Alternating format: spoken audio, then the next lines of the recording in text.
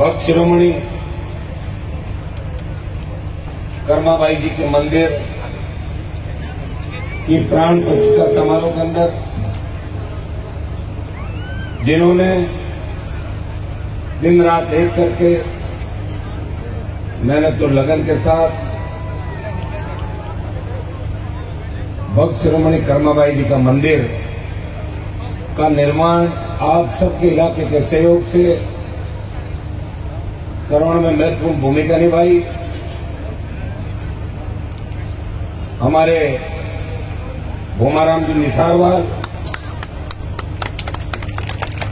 पूर्व सरपंच साहब अंजू देवी जी, मेरे साथ पधारे हुए प्रमुख मंचासीन सम्मानित मंच, मौजूद बुजुर्गों, नौजवान साथियों और बड़ी तादाद के अंदर आशीर्वाद देने पधारी मातृशक्ति, माताएं, बहनें और प्यारे बच्चों, आज इतिहास के अंदर अगर हमारी कौम को याद किया जाता है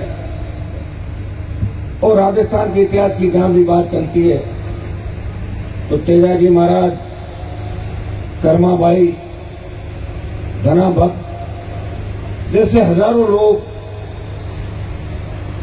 जिन्होंने शहादत दी और कर्माबाई ने जित करके जिस तरह भगवान को अपने यहां भोजन करवाया। और हमारे इतिहास को अगर सही लिखा जाता तो इस राजस्थान का इतिहास इस कौम सही अटा पड़ा मिलता। दुर्भाग्य से इतिहास को तोड़ मरोड़ के पेश किया गया, नहीं तो हिंदुस्तान का इतिहास लिखने के अंदर हमारे लोग थे और नई राजस्थान का इतिहास लिखने में हमारे लोगों की भूमिका रही। हम लड़ते रहे, संघर्ष करते रहे। मैं धन्यवाद दूंगा नौजवानों का, सोशल मीडिया का, जिन्होंने एक संचार क्रांति के माध्यम से एक नए जोश और ऊर्जा के साथ एक दूसरे से हमें जोड़ा। आज राजस्थान के एक कोने में बैठा किसान का बेटा दूसरे कोने में बैठे किसान के बेटे की तकलीफ समझता है। लेकिन दुर्भाग्य इस बात का है, हमारा इतना बड़ा प्रतिनिधित्व होते हुए भी, इतनी बड़ी संख्या होते हुए भी, देश के अंदर एक जमाना याद करें कि कितने मिनिस्टर सरकारों में हुआ करते थे। राजस्थान में तो हम सत्ता के नजदीक भी नहीं पहुंचे। इसमें अगर कमी रही, आपकी कमी नहीं रही। आपने वोट दिया, हमेशा वोट देके विधानसभा लोकसभा के अंदर भेजा। कमी उन नेताओं की रही, वो लड़ते रहे। एक पार्टी के अंदर दम घुटा, दूसरी पार्टी का दुपट्टा पहन लिया, एक में घुटा, दूसरी का पहन लिया, तीसरी के अंदर चले गए। कोई यूपी का झंडा उठा लाया, कोई हरियाणा का ले आया, कोई पंजाब, कोई दिल्ली का लेके आ गया। नहीं तो पार्टी बनाई राजस्थान के अंदर, और नहीं हमें दूसरी पंक्ति के नेताओं को, बच्चों को लड़ना तैयार किया। नई पीढ़ी तैयार नहीं की। अगर किए तो सिर्फ अपने परिवारों को तैयार किए। भतीजा, भांजा, बेटा, बेटी, पोती, पोता, इसी से राजस्थान और मारवाड़ पीछे रह गया। आज मैं 2 दिन पहले पंजाब था, हनुमानगढ़ गंगानगर के किसानों के डेलीगेशन के साथ गया। बहुत से लोग ऐसे थे, उनमें से जवान जो पंजाब की धरती को देख के हमारे साथ के लोग थे अपने यहाँ के, बोले साहब क्या हरियाली है, क्या हरा भरा इलाका, कितना उत्पादन होता होगा। मैंने कहा यही पंजाब हो जाता नागौर अगर हमारे नेताओं की सोच ठीक होती तो यहाँ की धरती भी इतना उत्पादन करती। लेकिन सोच नहीं थी, सोच यही थी कि काकोड़ से बाहर नहीं निकले। कुचामन जयपुर नहीं है, बचे रहे खड़ी हो गांव के बाहर। ट्रेन आएगी तो चोर आ जाएंगे, लाइट आएगी तो करंट आ जाएगा, बच्चा पड़ेगी तो चली जाएगी, और नहर आएगी तो पानी शुद्ध नहीं होगा भाइयों। इसलिए इन सब चीजों को भूलो और वोट डालते रहो। और ये परिणाम हमने भोगा और उसकी वजह से हमारी कौम राजस्थान में कमजोर हो गई, क्योंकि कौम की अगुवाई करने वाले वो लोग थे। एक कर्माबाई थी जिसने इतिहास लिख दिया, जिद की और भगवान को अपने घर पे बुला के भोजन करा। एक वीर तेजाजी महाराज थे इसी कौम के, जिन्होंने गुजरी की गायों के लिए शहादत दी। और 1000 साल पहले ज्यादातर लोग देवता 500-400 साल पहले हुए थे। अगर 1000 साल पहले शहादत देके इस देश और विश्व के अंदर किसी ने नाम रोशन किया इस कौम का, किसान का, वो वीर तेजाजी महाराज थे, जिन्हें पूरे देश के अंदर, मध्य प्रदेश गया इस बार, वहां भी इतनी पूजा होती है जितनी यहाँ पे होती है। और हमारे समाज के साथ साथ गुजर, धाकड़, दूसरी 36 कौम के लोग तेजाजी महाराज को याद करते हैं। किसान हल जोतने से पहले वीर तेजाजी को याद करता है। दुर्भाग्य से हमारे नेताओं ने वीर तेजाजी महाराज के कभी नाम नहीं लिया, कभी तेजाजी का जयकारा नहीं किया, तेजाजी महाराज के आदर्श स्थापित करने की बात नहीं की। मैं धन्यवाद दूंगा इन नौजवानों को कि वीर तेजाजी के जयकारे के साथ आप आगे बढ़ रहे हैं। 2008 और 13 के अंदर विधानसभा के अंदर तेजाजी का जयकारा लगा के, और 2019 में जब लोकसभा के अंदर जीत के गया था, हर लोकसभा का मेंबर कोई मोदी की जय बोल रहा था, कोई सोनिया की बोल रहा था, कोई राहुल की बोल रहा था, कोई अपने देवताओं की बोल रहा था। लेकिन वीर तेजाजी का जयकारा हिंदुस्तान की पार्लियामेंट के अंदर किसी ने लगाया, तो नागौर के सांसद ने लगाया। तो देखा वीर तेजाजी महाराज नागौर की धरती के थे। वैसे तो लोक देवता सबके थे, तो उनका जन्म नागौर की धरती पर हुआ और परोपकार के लिए उन्होंने वचन निभाया। और वचन इतिहास गवाह है कि वचन निभाने वाले कम लोग थे। या तो राजा राम ने वचन निभाया और एक कहावत चली, रघुकुल रीत सदा चली आई, प्राण जाए पर वचन ना जाए। उस वचन को अगर निभाया तो वीर तेजाजी महाराज ने निभाया। तो इसी कौम चाहते हैं, तो किसान कौम चाहते हैं, उनका नाम लेते ही हमारा सीना चौड़ा हो जाता है। लेकिन दुर्भाग्य से इस राजस्थान के अंदर तेजाजी के भक्तों की तो कमी नहीं है, लेकिन पॉलिटिकल राजनीतिक जो लोग हैं वो तेजाजी महाराज को भूल जाते हैं। विधानसभा लोकसभा के अंदर जाने के बाद, ऊंचे पदों पर पहुंचने के बाद अपने परिवार का ध्यान रखते हैं, या तेजाजी के भक्तों को कैसे कुचला जाए, किस तरह उनका इलाज करें, इसी चीज का ध्यान रखते हैं। भाइयों, लड़ते लड़ते 20 साल मुझे हो गई, और कॉलेज यूनिवर्सिटी के जमाने की बात करूं तो 1993 से 7 और 23 30 साल का संघर्ष आपके सामने है। और ये कैसे निकले, कभी अगर आप इसके अंदर जाओगे तो आपको लगेगा कि एक व्यक्ति जिसके सारे लोग खिलाफ थे, एक जमाना था इसी कांग्रेस सरकार की, गहलोत सरकार के समय आपने देखा होगा 2001 जब हम लोगों को किस तरह फंसाया, और इस समाज के बड़े बड़े लोग उसके अंदर इन्वॉल्व थे। लेकिन हनुमान बेनीवाल ने हिम्मत नहीं आ रही, परिवार खो दिया। उसके बाद इस कौम को आगे बढ़ाने का प्रयास किया। मैं चाहता तो 3 में वसुंधरा के हाथाजोड़ी करके मंत्री बन जाता, टिकट लेता। मैं कहा मुझे टिकट नहीं चाहिए, मैं वसुंधरा को देखना नहीं चाहता। लड़ाई लड़ी, हार गया थोड़े वोटों से। 8 में बिना वसुंधरा टिकट लाया और एमएलए बनते ही वसुंधरा झगड़ा हुआ, पार्टी से बाहर निकला। और 2008 से 15 का दरमियान जो संघर्ष था वो आपके सामने था। एक व्यक्ति ने सत्ता जिसके इर्द गिर्द रही, सत्ता को छोड़ता चला गया, अपने भाइयों के समान की लड़ाई लड़ते लड़ते जब 2019 के अंदर दिल्ली पहुंचा तो देश की सबसे नई पार्टी राष्ट्रीय लोकतांत्रिक पार्टी थी। और जब मंत्री बनने का नंबर आया तो मेरे देश के किसान सड़कों पे थे। पंजाब, हरियाणा, यूपी के किसान पुकार कर रहे थे, हनुमान जी मोदी की सत्ता छोड़ो, हमारा साथ दो। एक तरफ आपके तकलीफ में भाई है और दूसरी तरफ सजी हुई कुर्सी है। मैंने एक झटके के अंदर मोदी की सत्ता छोड़ी और एनए चार्ट को जाम करके 70 दिन सड़क पर बैठने वाला कोई सांसद था तो नागौर का सांसद था, जब किसान कौम के लिए सत्ता को ठुकरा दिया। ये सत्ता मैंने एक बार नहीं ठुकराई, इस राजस्थान में भी 4 बार सत्ता ठुकराई। मेरे घर में गहलोत, मोदी और वसुंधरा की फोटो नहीं है। मेरे घर में वीर तेजा जी की फोटो है, धन्ना भक्त की फोटो मिलेगी, कर्मा बाई की फोटो मिलेगी। मेरा कोई आला कमान नहीं है, मेरा आला कमान आप लोग हो, जिनके आगे मैं झुकता हूं। अगर मुझे डर लगता है तो सिर्फ आप लोगों का डर लगता है, अगर हनुमान बेनीवाल को किसी का डर नहीं लगता।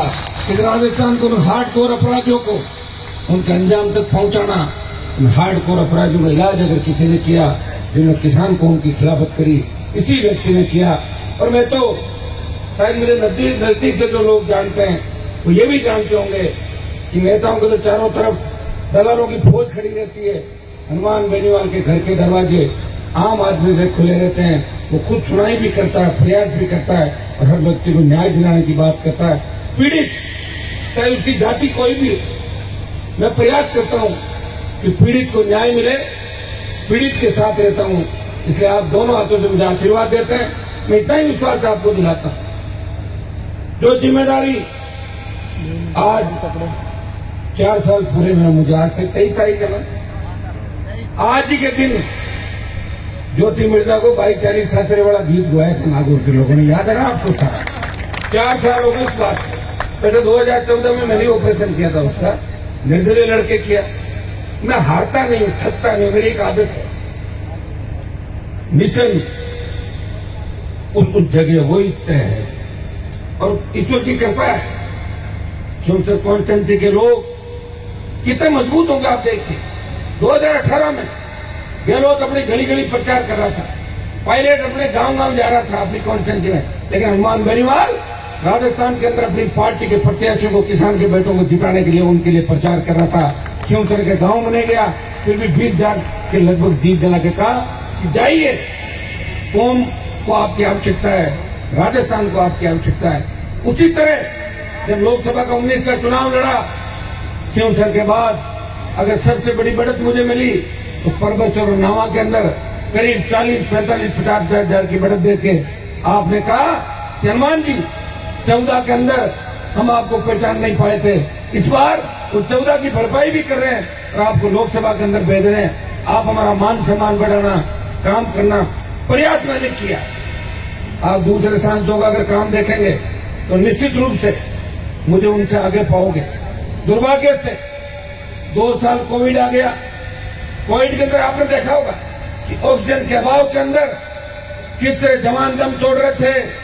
कोविड में वेंटिलेटर, रेमडेसिविर के लिए लोग तड़प रहे थे। उस वक्त भी आपका सांसद आपके बीच था कि अस्पताल का दौरा कर रहा था, एमपी कोटे से वेंटिलेटर खरीद रहा था, प्रयास कर रहा था कि हमारे लोगों को कैसे बचाया जाए। खुद कोविड पीड़ित होते हुए भी दोबारा जब कोविड की लहर आई, उसके अंदर अगर घूमते हुए देखा, सेवा करते देखा, तो आपने अपने सांसद को अपने भाइयों के बीच सेवा करते देखा होगा।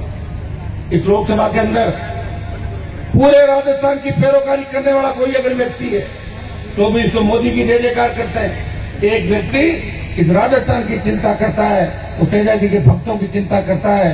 जब देश का किसान तकलीफ में होता है और अग्निपथ के मामले के अंदर जब देश में सेना को ठेके पे दिया जाता है, अग्निपथ योजना लागू होती है, तब देश का एकमात्र एमपी जो जवानों के साथ लोकसभा के अंदर अगर आवाज उठाता है और जोधपुर में 2 लाख जवानों की रैली करके अगर मोदी को चेतावनी देता है, वो नागौर का सांसद है, वो कहता है प्रधानमंत्री जी हम आ रहे हैं और सेना को ठेके पे नहीं देने देंगे। कोरोना, टिड्डी, बढ़ती महंगाई और ईआरसीपी के मामले के अंदर अगर राजस्थान के प्रत्येक जिले की कोई बात करता है, इस राजस्थान के प्रत्येक पीड़ित किसान, शेड्यूल ट्राइब, शेड्यूल कास्ट और सर्व समाज की बात लोकसभा के अंदर करता है, वो नागौर का सांसद है। जिसने कभी ये नहीं देखा कि मैं मेरी जाति के लिए लड़ रहा हूँ, वो सर्व समाज के लिए लड़ रहा है और अपनी कौम के लिए भी लड़ रहा है।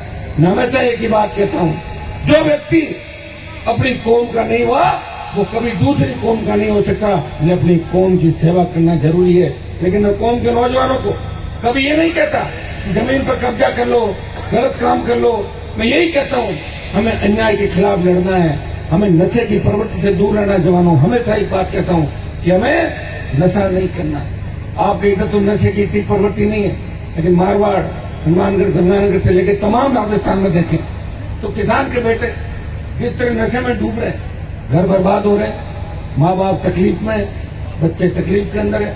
और जो ज्यादातर सड़कों पर आप एक्सीडेंट देख रहे हैं, उनमें भी सबसे महत्वपूर्ण नशा है।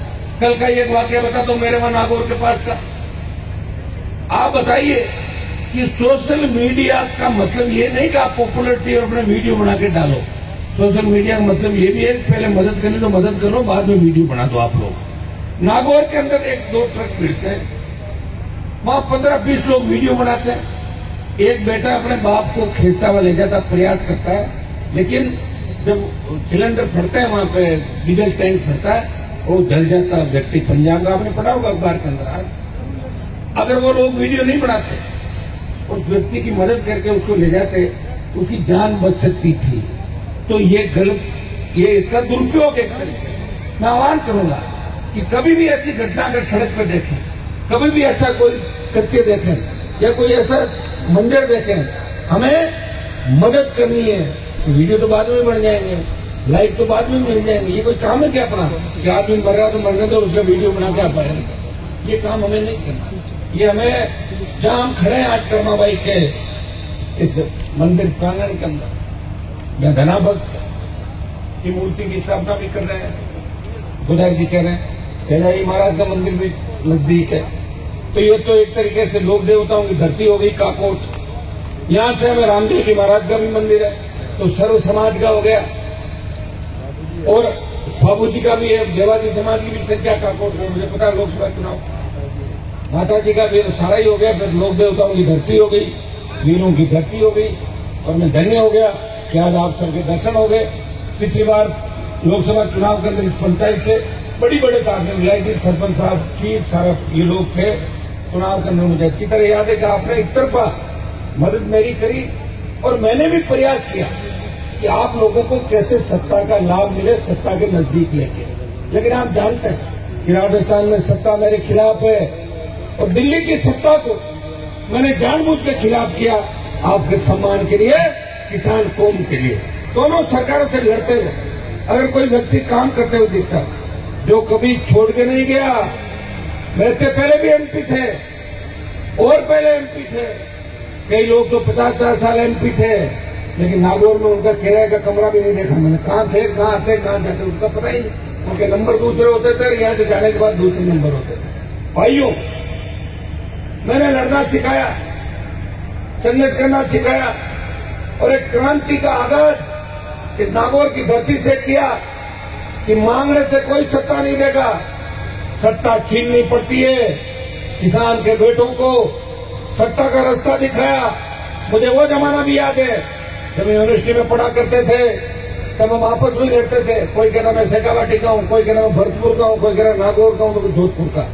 ये भेद जो मिटाया धौलपुर से बाड़मेर और डूंगरपुर से गंगानगर, तो हनुमान बेनीवाल के प्रयासों से राजस्थान का नौजवान एक जगह आया और एक जयकारे के साथ, केदारी महाराज के जयकारे के साथ जवान एक जगह आया और एक दिशा में बढ़ता जा रहा है। समय लग सकता है। इस राजस्थान में हमसे पहले किसी ने पार्टी बना के आपको दिशा देने का प्रयास नहीं किया। पार्टी बदलने का प्रयास जरूर करते थे। बड़े बड़े नेता जिनके बड़े बड़े नाम थे, मैं उनके बारे में नहीं कहना चाहता, लेकिन वो पार्टियां बदलने का ही काम करते थे। लड़ाई लड़ते थे, तीसरे नंबर की, चौथे नंबर की और 5वें नंबर की और 6ठे नंबर की। मैं आपको आगे लाए, उन्हें खुद आगे बढ़े। एक व्यक्ति जो शुरुआत करता है हुंकार रैलियों के माध्यम से, प्रदेश की सरकारों को पसीना ला देता है, वो वसुंधरा की जिद्दी सरकार से 50,000 का कर्जा माफ कराता है, स्टेट हाईवे टोल फ्री कराता है, तो 5 रुपयों की बिजली माफ करा के एक संदेश देता है कि लोकतंत्र के अंदर दो ही व्यक्तियों की तरक्की, या तो जनता की ताकत हो, सरकार को झुका दो, या कलम की ताकत हो, अपने लोगों का भला कर दो। झुका तो नहीं हम, मोदी को झुका दिया और झुका देगा अग्निपथ में। और जब देश की हमारी पहलवान बेटी है, जंतर मंतर में बैठी है, आप देखिए, अगर देश का पहला सांसद उन्हें मदद करने गया तो नागौर का सांसद था, उसने कहा मेरी रगों में भी वही खून दौड़ रहा है, इन पहलवान बेटियों की रगों के अंदर दौड़ रहा है। भाई वो कितना ही बड़ा बाहुबली हो, वो बचेगा नहीं, तो सड़कों के पीछे जाना ही होगा। लेकिन हम संगठित नहीं हो रहे, हम एक दूसरे को ताकते हैं, या वो आ गया तो मैं नहीं आऊंगा, मैं नहीं आऊंगा तो वो आ जाएगा। तो इसी कामों के अंदर रह के खुद की ताकत को कमजोर कर दिया। हमें दूसरे समाजों से ये बात भी सीखने की आवश्यकता है। सरपंच का चुनाव हो, जब सरपंच की बात करो, एमएलए का एमएलए करो, एमपी के एमपी करो, और चुनाव होने के बाद सब लोग एक जगह बैठना सीखो। एक जगह बैठना सीखोगे जब भी आगे बढ़ोगे। दूसरे समाजों के अच्छाई लेनी है, हम अच्छाई तो ले नहीं रहे, बुराइयां तो सारी ले ली और अच्छाई ले नहीं रहे, तो धीरे धीरे पीछे चले गए। इसमें तो मैं धन्यवाद दूंगा नए बच्चों का, आपने जगा दिया इस राजस्थान को, इस देश को। और हमारे बुजुर्गों से भी ये कहने को मिल रहा राजस्थान के अंदर कई जगह कि भाई मान रहे आप जो लड़ाई लड़ रहे हो, अगर 50 साल पहले लड़ाई लड़ी जाती तो राजस्थान की सत्ता पर हमारा कब्जा होता और परमानेंट कब्जा होता। आप देखिए, दलित की बेटी मायावती उत्तर प्रदेश से मुख्यमंत्री बनती है 3 बार 4 बार। मुलायम सिंह यादव दूसरी कौमों को साथ लेकर लंबे समय तक मुख्यमंत्री रहते। क्या राजस्थान के अंदर दम नहीं किसी नेता के अंदर? हम तैयार हैं, हमारी कौम तैयार है। हमें सिर्फ उन लोगों को साथ देना है जो आजादी के समय भी हमारे साथ खड़े थे। हमें ओबीसी के भाइयों को, शेड्यूल कास्ट के भाइयों को, तमाम उन किसान कौमों को साथ देना है जो उस समय भी हमारे साथ थी। वो हमें प्यार करते हैं, हमें चाहते हैं, लेकिन दुर्भाग्य से पार्टियों ने हमारा बंटवारा कर दिया और हमारे नेता कमजोर हो गए। वो लड़ नहीं पा रहे हैं। उनको लगता है कि कहीं मेरी टिकट नहीं कट जाए। मैं कई नए लड़कों को कहता हूं, तुम लोग क्यों नहीं आ रहे हो? वो कहते हैं साहब हमारा पॉलिटिकल कैरियर खत्म हो जाएगा। ये पॉलिटिकल कैरियर क्या था, मैं भी समझ में नहीं आ रहा। क्या मेरा पॉलिटिकल कैरियर है ही नहीं? तो मैं भी कहती मेरा एक पॉलिटिकल कैरियर खत्म हो जाएगा। अरे थैला ही तो उठाना है। थैला चाहे अशोक गहलोत का उठा लो, चाहे मोदी का उठा लो, चाहे मेरा उठा लो, एक ही थैला है। तो थैला ही तो है। या तो खुद बनो और थैला उठाना है तो अपनी कौम का आदमी का थैला उठाओ, दूसरों का थैला उठा के क्यों घूम रहे हो? वोट तो बराबर ही मिल रहे हैं। कांग्रेस की डिमांड जब्त हो जाती है, भाजपा की भी हो जाती है, कई जगह दूसरों की भी हो जाती है। जब तक हम लड़ेंगे नहीं तब तक कुछ नहीं मिलेगा। आज लेकिन नई परिपाटी है। कई लोगों को मैं कहता हूं पैसे वाले राजनीति में आ रहे हैं। भाई आप क्यों आ रहे हो राजनीति के अंदर? कि थोड़ा सेफ हो जाए और बिजनेस कर लें। तो बिजनेस भी कर लो ना, राजनीति में क्यों डिस्टर्ब कर रहे हो? राजनीति में उन लोगों को आना चाहिए जो बिजनेस से परहेज करे। हाँ ये सही है कि राजनीति के अंदर पैसे भी खर्च होते हैं। चुनाव लड़ने के अंदर बहुत खर्चा होता है। मुझे लोग कहते हैं कि मान जी आप चुनाव कैसे लड़ रहे हो, बड़ी रैलियां कैसे कर रहे हो? मैं कह रहा हूँ जनता है ना, मेरे छोटे भाई है, हजारों गाड़ियां लेके आते हैं, मेरे को एक पैसा ही खर्च नहीं कराते। कितने चुनाव में लड़ लिए, कितनी रैलियां की, पार्टी बनाई, उम्मीदवार लड़ाए और 23 में पहला व्यक्ति बना राजस्थान का जिसकी पार्टी को मान्यता मिली। और मान्यता मिलकर फिर वो चुनाव लड़ रहा है। पंचायत पालिका चुनाव से लड़के अपना कुंबा बढ़ाते हुए वो देश की सेवा में समर्पित है। तो आदमी हिम्मत रखेगा तभी कुछ कर पाएगा। कई लोग इतने डरते हैं, मुझे कहते हैं आपको डर नहीं लगता अमित शाह मोदी का? मेरे का डर उनको लगता है जिनके पास पैसा है। कल मुझे लोग कह रहे 2000 का नोट बंद हो गया। मेरे को कोई फर्क पड़ता नहीं, तो नहीं मेरे पास पैसे हैं नहीं कोई फर्क पड़ता। जिनके पास पैसे हैं उनको चिंता है 2000 का नोट बंद हो गया। कांग्रेस पार्टी चिंता करेगी, बीजेपी को वो लोग चिंता करेंगे जिन्होंने पैसा इकट्ठा कर रखा है। हनुमान बेनीवाल कोई चीज की चिंता नहीं। मुझे पूरा भरोसा जब भी मैं चलूंगा। और एक सबसे बड़ी बात कि एक व्यक्ति पॉलिटिकल पार्टी चला रहा है और चंदे की रसीद नहीं काट रहा है, ये कितनी बड़ी बात होगी। देश का एक ईमानदार ऐसा नेता होगा तो 1 रुपये भी चंदा नहीं ले रहा। और अगर आप 2 पैसे देते हो तो मंच में कोई मदद कर देते, वो अलग बात है। मैं चाहूं तो मैं भी ये काम कर सकता हूं, क्योंकि सारी जो नई पार्टियां बनी, सब पार्टियों का फंड होता है, सारा ऑनलाइन आप देख सकते हो, अकाउंट होते हैं, चेक करते हो। एक व्यक्ति आपको परेशान नहीं कर रहा, वो कहता है कि मुझे किसी चीज की आवश्यकता नहीं, मेरे भाई अपना आप सारा काम करेंगे आपकी सेवा में। इसे 25 साल समर्पित किए। अब समय आ गया, लोकतंत्र में कलम की ताकत चाहिए, तो कलम की ताकत आप लोग देंगे। तो आप लोग कहां से देंगे कलम की ताकत? आप जिले गिने, नागौर, जोधपुर, बाड़मेर, पाली, बीकानेर से लेके वापिस शेखावाटी, अंतरोड, जयपुर से लेके चित्तौड़, भरतपुर, अलवर तक आप एक हो जाएं। शेड्यूल कास्ट के भाई तैयार है, गुजर, मीणा, यादव तमाम लोग तैयार हैं। वो तो कह रहे हैं कि एक बार आप लोग एक हो जाओ। हम तो तैयार हैं वोट देने के लिए।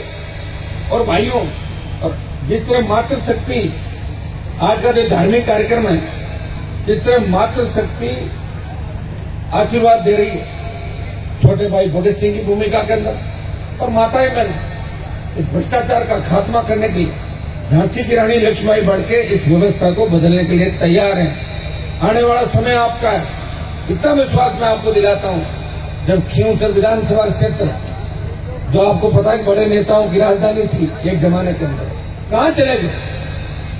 अभी कोई एक आध जीता भी है तो हाथाजोड़ी करके जीते, रात को 12-1 बजे आके हाथ जोड़ लिया, साहब कर दी मदद।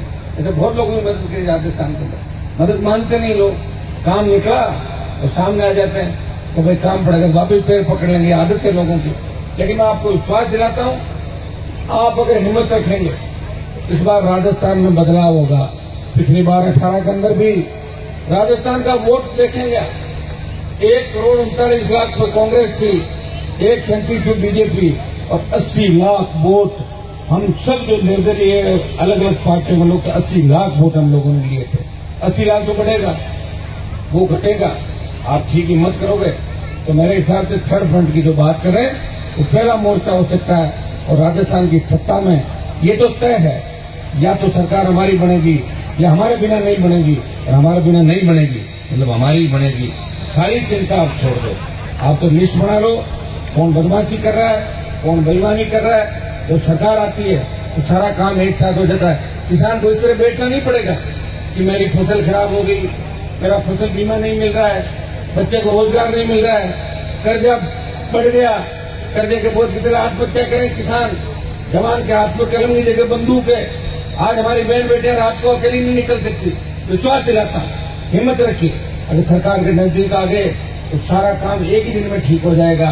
और ठीक कौन करोगे? आप करोगे। वोट की ताकत किसके पास है? आपके पास है। लेकिन आप तो एक ही काम करते हो कि एक बार बीजेपी को जिता दो और बीजेपी को हरा के कांग्रेस को जिता दो। तीसरे विकल्प के बारे में तो आपने सोचा ही नहीं कभी। तो मैंने प्रयास किया कि तो मैंने सोच बढ़ा के देखिए, ये आपके आशीर्वाद का एक परिणाम था कि मोदी किसी के लिए सीट छोड़ता, क्या बताऊं मुझे। 2 सीट छोड़ी, बाड़मेर नागौर, और बाड़मेर मैंने वापिस की क्योंकि मेरा सिंबल गायब हो गया था उस समय। ये सिंबल मेरा कांग्रेस बीजेपी ने मिलकर चुरा लिया था बोतल का, तो मुझे टायर मिला।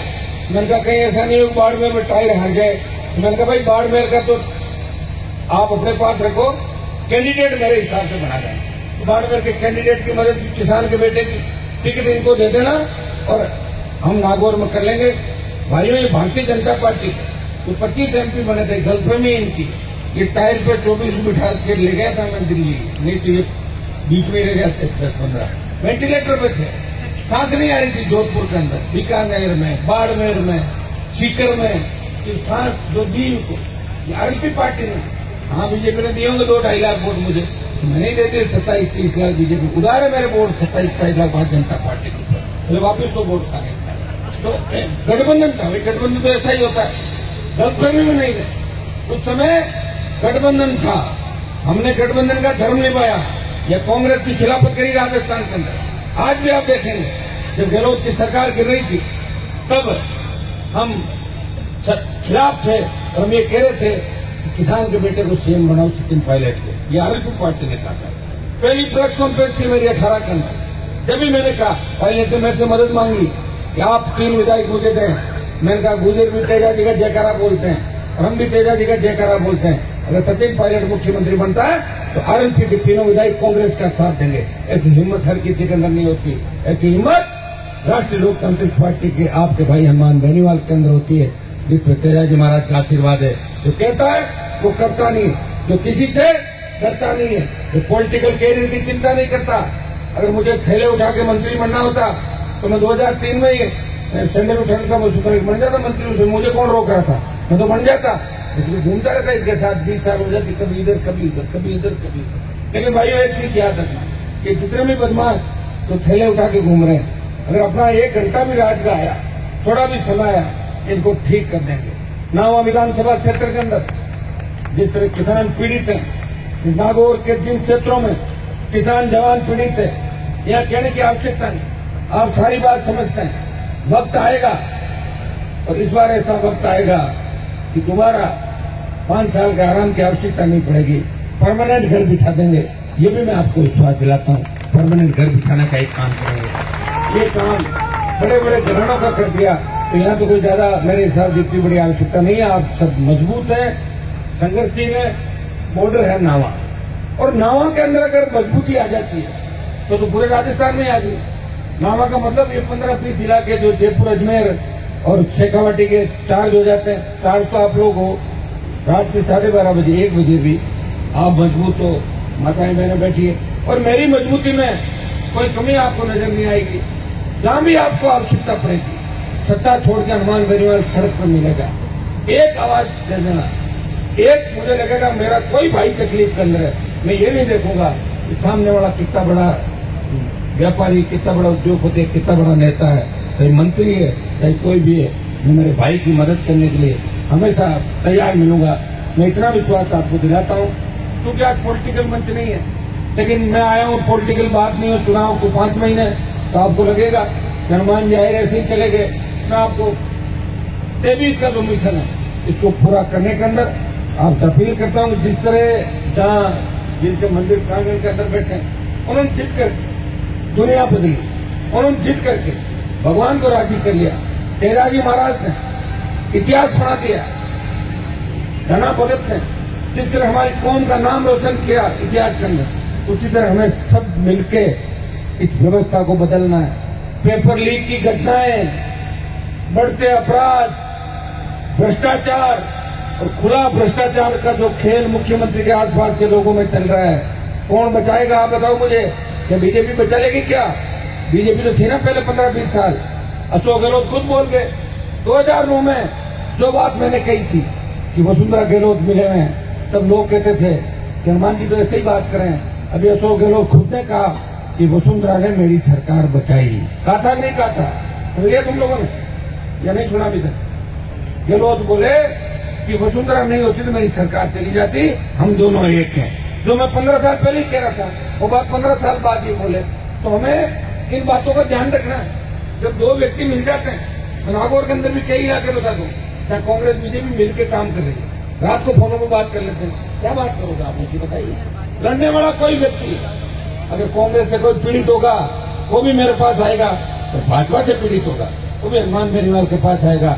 मैं दिल्ली में भाजपा से लड़ रहा हूँ, राजस्थान में कांग्रेस पार्टी से लड़ रहा हूँ, किसान को उनका जयकारा लगा रहा हूँ। एक व्यक्ति राजनीति में लंबा संघर्ष करा 20 सालों के, लड़ते लड़ते थक जाते हैं लोग।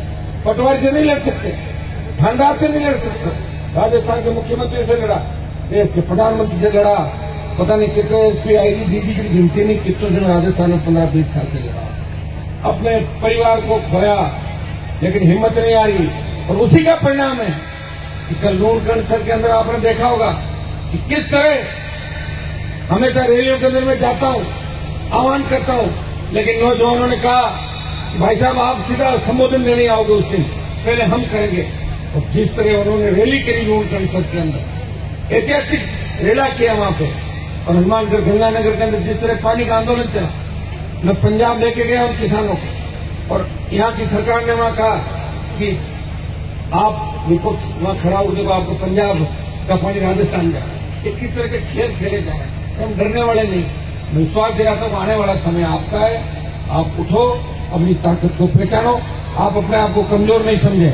नावा सीट भी राष्ट्रीय लोकतांत्रिक पार्टी जीत सकती है, जवान तैयार है, बुजुर्गों को आशीर्वाद देना है। तो वोट से तो सारा खेल होता है। तो मेरे वहां कांग्रेस का सुपड़ा साफ हो सकता है, भाजपा का साफ हो सकता है। यही पानी तो अपने एक ही पी रहे हैं, सारे नागौर का ही पी रहे हैं, पीरेंगे नहीं पीना जिला तो अपना एक ही है। हाँ, लेकिन अब आपका जिला अलग बना दिया, लेकिन पता नहीं लग रहा इसमें भींद कौन है भींदनी कौन है।